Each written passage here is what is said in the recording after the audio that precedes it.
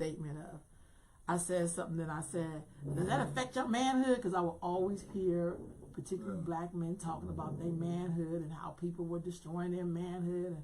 And the person that I was with for 15 years looked at me and said, I had a mother and a father. I am so balanced. I am a man with or without you. Yeah.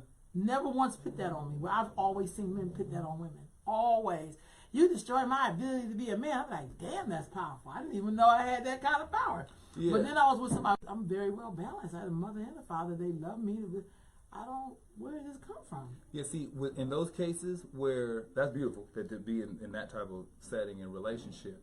I think for some, because I've heard that phrase too, some of it is due to a poor articulation, that sometimes somebody is addressing what they believe are roles associated with manhood.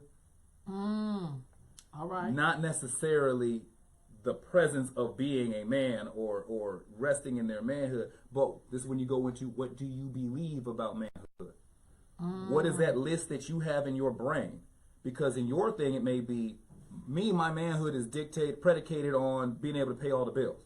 Okay, well, you acting a fool at my job, and I might get fired. You are impeding my ability to facilitate what I deem manhood is. Right on. So you stopping me from being a man.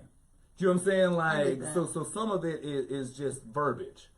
You know, I think that we don't stress emotional awareness or emotional IQ, especially with our young boys, that we're given, 4 crayons that we're supposed to paint the world with. You say 4 crayons? 4 crayons. Like as women, y'all get the 160 pack with the little sharpener, boy. Y'all get colors like raw umber and mauve and lavender. We giving like black, blue, green, and yellow. Make it do what it do. You know what I'm saying? Paint the world with this. And so we don't get nuance. And we don't get like a high emotional IQ. We can sit there and say, I'm not angry. I'm frustrated. Big difference. You know what I'm saying? Like, you know what I'm saying? You don't ever hear no grown man, how you feeling today? I'm a little melancholy. You don't get that as a man. Woman, you can sit there and be, I don't know, I'm just feeling a little, I don't feel pretty. There's no equivalent to that for a man. Let a man sit around, I don't know, I don't feel sexy today.